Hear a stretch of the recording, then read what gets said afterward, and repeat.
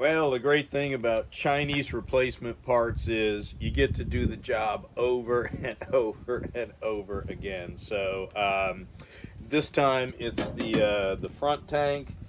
The gauge started. It'll read a full tank, then all of a sudden it's empty. It's half. It's three quarters. It's a quarter. It's full. It's all over the place. I'll check this with the O meter. I've got lots of other videos on troubleshooting the sending units and replacing the sending units. So this is just going to be real quick. I'll put a link to, one or two of them, one and then the other right up here, so you can take a look at that if you need some detailed information, and I'll put them in the description as well. So gonna go ahead and test this real quick. Let's get started. Okay, just a quick check here with the O meter. You can just put one side to the frame, the body of it, and grab the other side on the output lead there, wherever the wire comes from, the rheostat. And let's see, yeah, we're showing so 75 ohms. So that's empty. And then 10.4 full. So that sounds about right. Again, we'll have to look at my other videos, but I'm pretty sure that's the empty to full swing on it. So, halfway should. Yeah, so. All right, well, it looks like this one's okay. The only difference in this one to the other one, this one uses a, whatever this is made of, plastic or whatever, float, where I'm pretty sure the other one, I know the rear tank, it's a metal float. All right, this is the video test of the sending unit. I'm going to plug in underneath there and then video it up here, and we'll see that everything works as it should. All right, so had trouble getting that connector on. Anyhow, that is empty. Now I'm going to go up to full. So there's full. We'll give it some time to read. If you can hear me from underneath.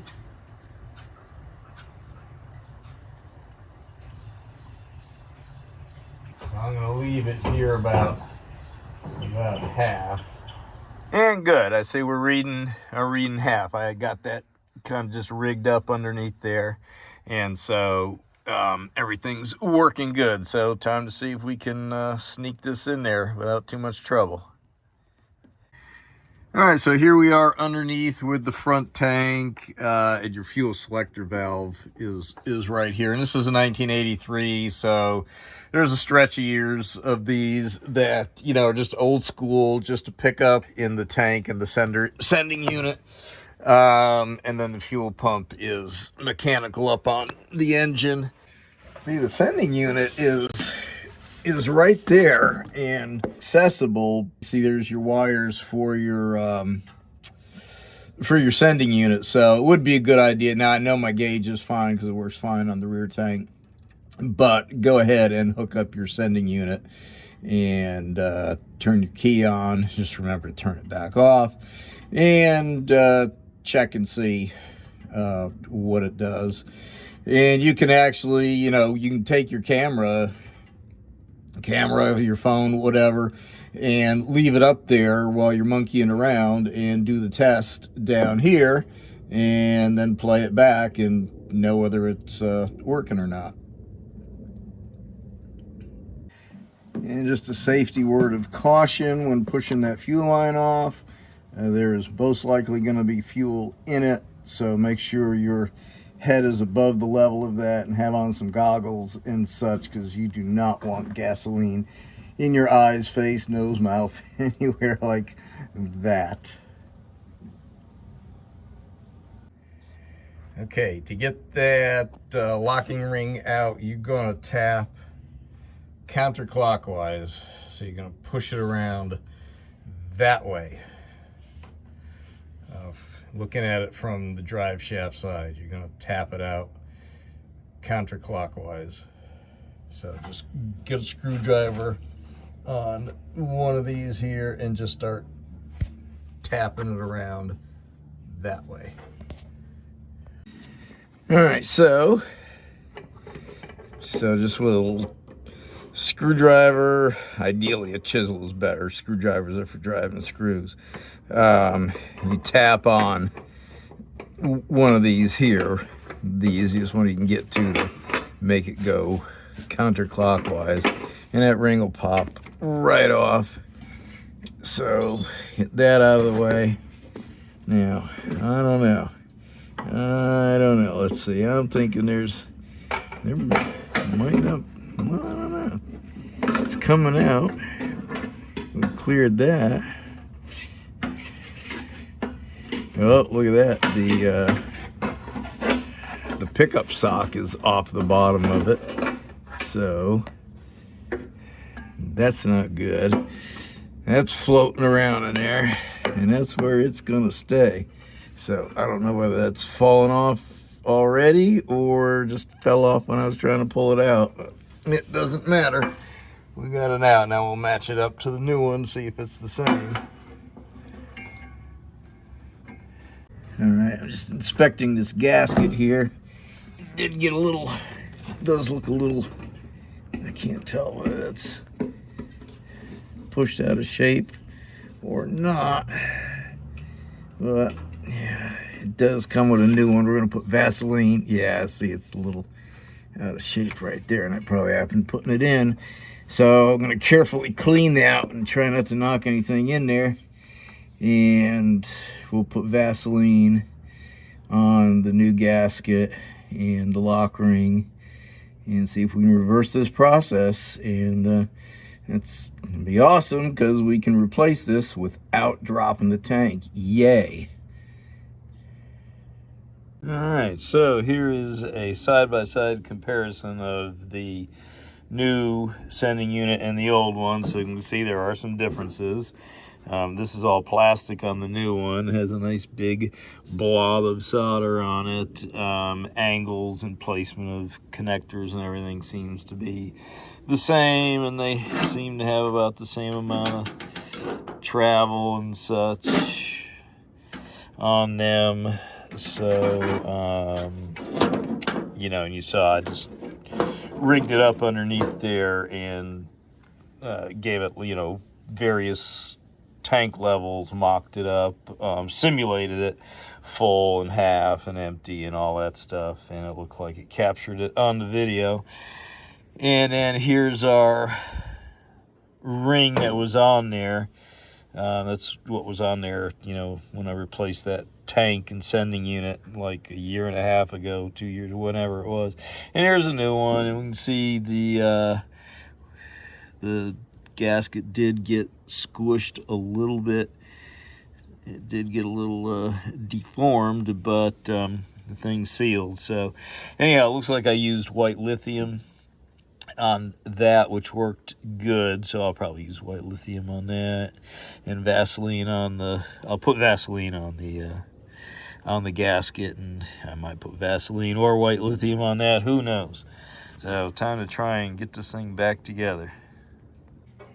Okay, got cleaned up underneath there. I did put some Vaseline on. I'm trying to work that all out with my other hand.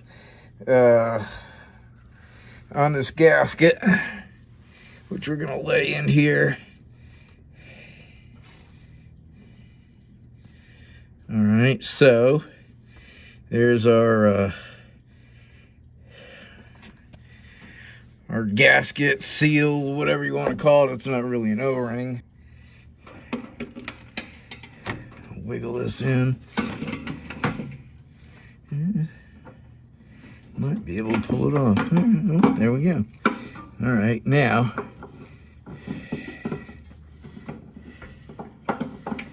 see, I can see I'm already knocking knocking that gasket loose. Now okay, you see that? There's the keyway. And you can see it on there. So that's got to line up. I might not be able to.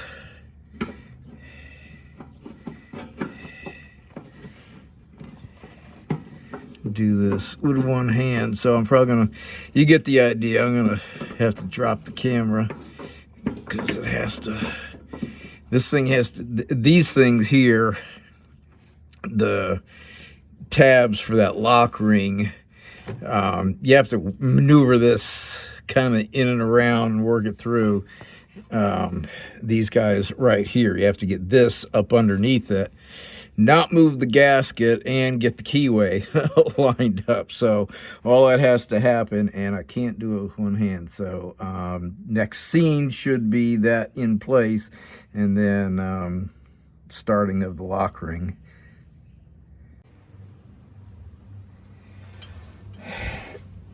All right, well, now I just dropped this ring in. I just fit it over the, just slid it over the end there. You can see a little bit of grease from here.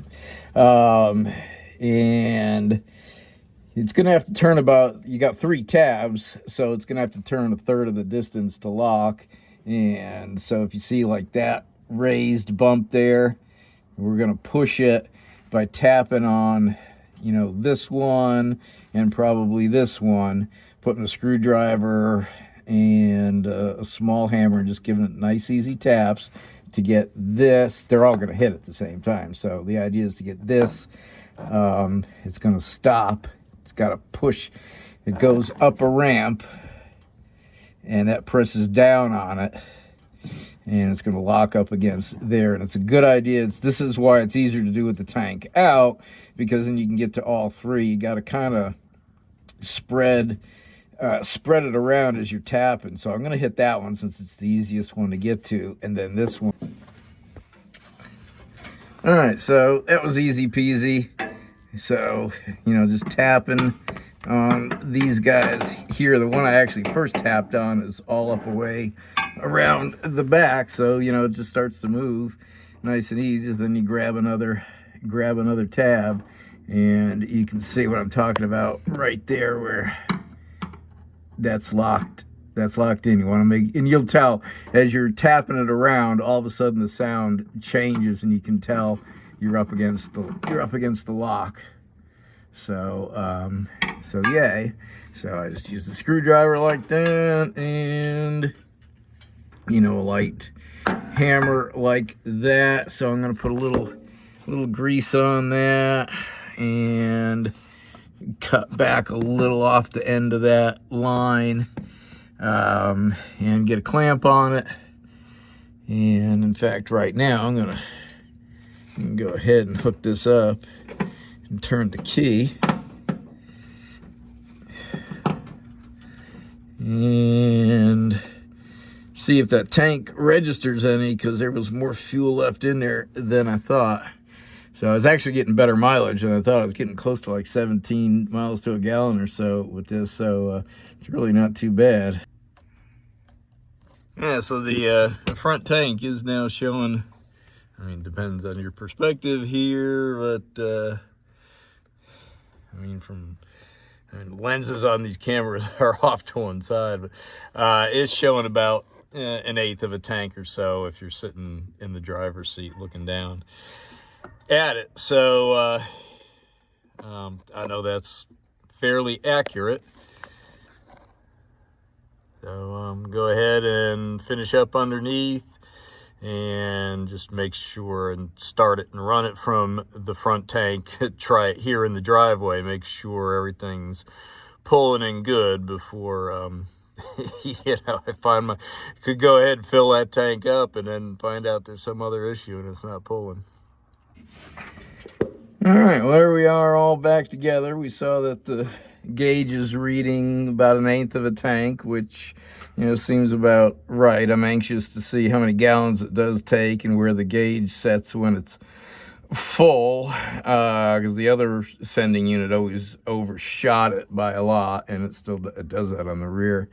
Hey, well, hope you enjoyed this video on changing out the sending unit on the front fuel tank on a 1983 F-150, and saw that we can do it with the tank up in the truck. So it saves a lot of time. So start to finish, it'll be 30 minutes or less.